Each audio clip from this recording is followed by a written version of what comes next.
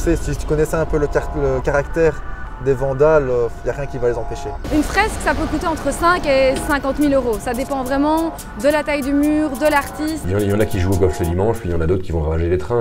Mammouth.media. Le street art est de plus en plus structuré à Bruxelles. Mais qu'en pense le milieu? Nous sommes partis à sa rencontre.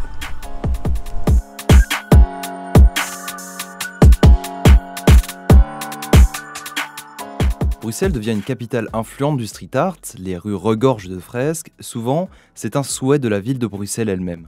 C'est un projet qui existe à la ville depuis 10 ans maintenant et c'est un projet qui nous tient fort à cœur. Pourquoi? Parce que c'est une manière d'offrir de l'art à tout le monde, quelle que soit l'heure du jour et de la nuit, où qu'on se trouve, qui qu'on soit. C'est une manière d'avoir un accès direct à l'art et comme vous le voyez derrière moi, c'est visible et c'est quelque chose qui permet vraiment d'être confronté à l'art et à la culture sans devoir payer. Pourtant, pour certains artistes, ces initiatives manquent d'originalité. Après, ce qui est sélectionné, malheureusement, actuellement, c'est toujours la même chose. C'est des illustrations très simples, c'est pas vraiment en fait ce qu'on appellerait du street art, même si encore une fois c'est un terme qui, je ne sais pas trop ce que ça définit, tu vois. Mais actuellement la mode va vers l'illustration pour enfants, je dirais. Je pense que ça devrait être plus diversifié. Attendez, pause. Justement, avant de se demander comment le street art se structure à Bruxelles, il faut d'abord comprendre ce qu'est le street art. Et pourquoi il se distingue du graffiti? L'artiste que l'on a rencontré n'a pas voulu montrer son visage. Il préfère travailler dans l'anonymat. On occupe les mêmes espaces, on a les mêmes pratiques au niveau artistique, on utilise les mêmes matériaux et le même matériel pour le faire, mais le but n'est pas le même. Moi je dirais que le street art c'est fait pour faire du beau et du joli, là où le graffiti c'est un moyen d'expression pur. Après l'un n'empêche pas l'autre, et rien n'empêche les deux de coexister l'un avec l'autre. Ok, maintenant que c'est plus clair, on peut rentrer vraiment dans le vif du sujet.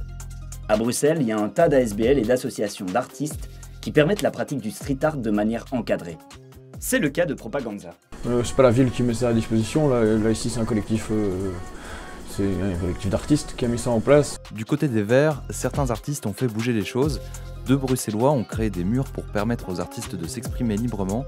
Celui qu'on a rencontré aujourd'hui n'a pas souhaité montrer son visage. Du coup, c'est un partenariat qui sert à quoi pour les graffeurs d'abord?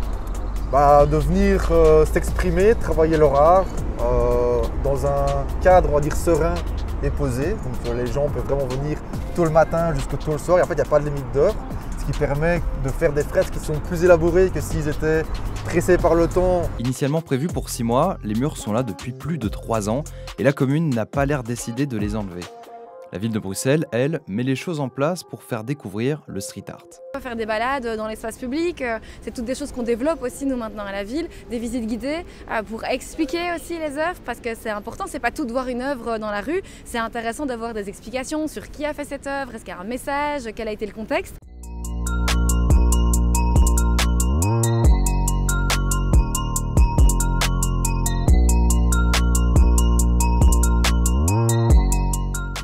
Vous voyez toutes ces fresques? Elles existent entre autres grâce à des appels d'offres que la ville propose à des street artistes. Un accord qui, de base, semble bénéfique pour tous. Ça leur fait une pub de dingue et en même temps les artistes, eux, ils peuvent en vivre, c'est des contrats, des fois c'est des gros contrats. Une fresque, ça peut coûter entre 5 et 50 000 euros. Ça dépend vraiment de la taille du mur, de l'artiste. Je réponds aux appels d'offres que je trouve intéressants.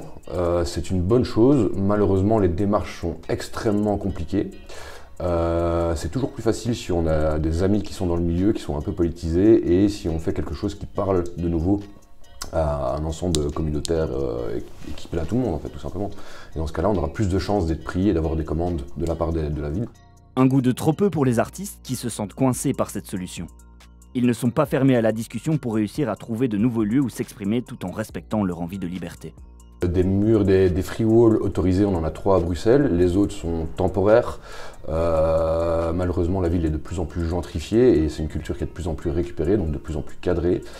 Et des free walls, on n'en a pas beaucoup et on va perdre ceux qui sont déjà en place. On a de moins en moins de friches et de zones industrielles à l'abandon pour pouvoir aller s'entraîner, donc on a besoin de plus en plus de free walls pour avoir moins de risques pour s'entraîner à peindre. C'est que les alternatives mises en place par la ville de Bruxelles et par les régions et tout ça sont totalement insuffisantes et trop cadrées pour que les gens qui font partie de notre culture, du graffiti et du street art, veuillent réellement y aller régulièrement, quoi.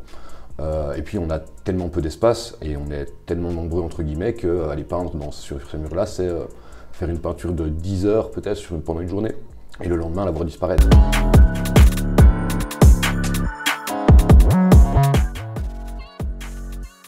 Ouais, comment tu vois l'avenir du street art à Bruxelles ici? Oh, c'est difficile à dire. Je dirais dans les prochaines années les plus proches, ça va se démocratiser de plus en plus.